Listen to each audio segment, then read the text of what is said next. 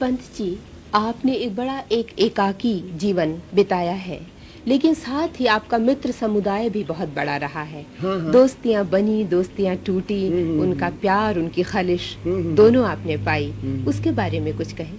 बातें मैंने तो कभी एकाकी अनुभव ही नहीं किया, आपसे सच कहता हूँ।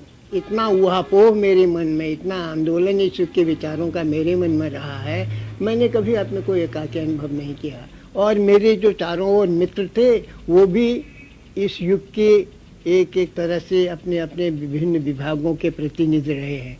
प्रसाद जी थे और उन्होंने कामायनी देकर इस भौतिक युग को एक अंतर्दृष्टि देने का प्रयत्न किया है। निराला तो आप सभी लोग जानते हैं। निराला मेरे बहुत बड़े मित्र रहे हैं, लेकिन हम बहुत ही अलग अलग स्वभाव के रहे हैं, लेकिन स्वभाव से मित्रता में कोई फर्क पड़ता नहीं। निराला जी हमारे युग के प्रतिनिधि कवियों में रहे हैं, छायाबाद के। ऐसे ही महादेवी रही हैं। महादेवी की जो गीत भावना है वो तो अद्वितीय रही है। हम सब लोगों से मैं कहता हूँ, महादेवी जी छायाबाद की नवनीत रही हैं, माखन रही हैं। इतनी मिठास, इतनी वेदना उनमें है और इतना सौंदर्य बोध उनके काव्य में मिलता है।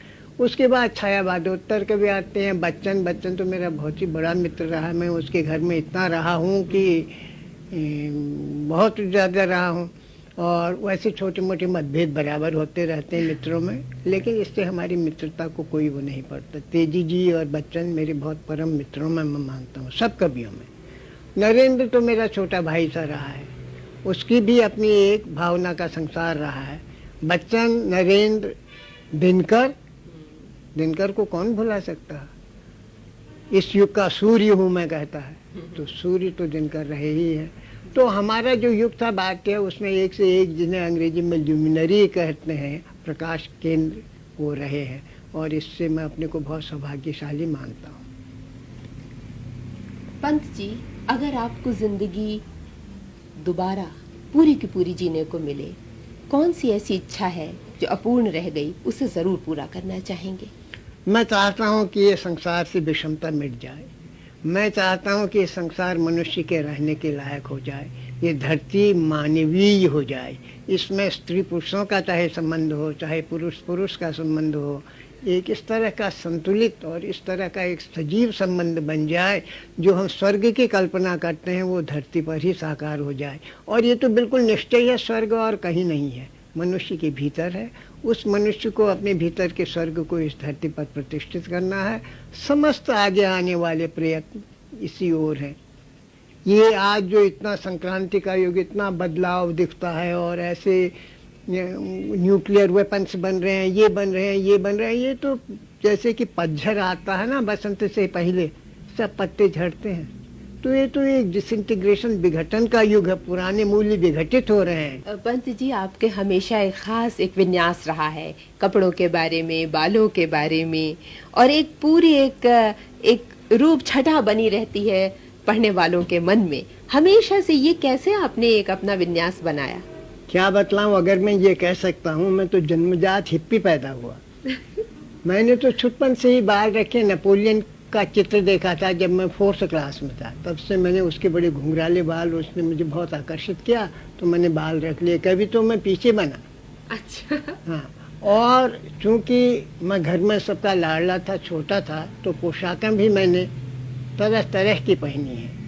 मेरे कोट भी खास ढंग के होते थे और टाई भी मैं पहनता था और टोपी भी तरह तरह की पहनता था। मखमल के कपड़े मुझे बहुत पसंद थे, मखमल के कपड़े बहुत पहनता था मैं। लेकिन फिर ऐसा हुआ कि जब मैं साहित्यिक क्षेत्र में आया और वहाँ इलाहाबाद में एक बार द्विवेदी मेला हुआ, तो उसमें मेरे मित्रों ने मेरे गले की टाई खींच के फेंक दी। तब से मैंने सोचा कि ऐसे टूटा कोट अच्छा नहीं लगता, तो बंद गले का कोट पहनने लगा। और अब तो मैं भारतीय वृद्धावस्था में जितना सादगी हो सकती है पोशाक में, वेशभूषा में, उतना सादगी पसंद करता हूँ। लेकिन छुटपन से मुझे रूप और भाव का बहुत बड़ा भारी संबंध एक मिलता रहा है और मैंने अपने ही को सजाया है। क्योंकि मेरे घर में अगर मेरी बीवी या कोई होता तो शायद उसे सजाता, तो वो कोई बात नहीं है। रूप का मैंने हमेशा आदर किया है और मुझे खुद अपना ही शरीर उसमें मिला है, मैंने उसी को सजाया। मैं और क्या कह सकता हूँ उसमें। एक छोटी सी आपको मैं रचना भी अपनी सुना दूं, नवदृष्टि। खुल गए छंद के बंद, प्रास के रजत पाश, अब गीत मुक्त और युग वाणी बहती अयास।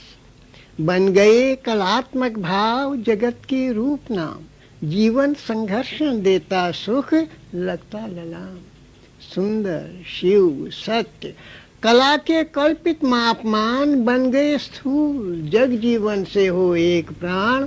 मानव स्वभाव ही बन मानव आदर्श सुकर, करता अपूर्ण को पूर्ण और सुंदर को सुंदर।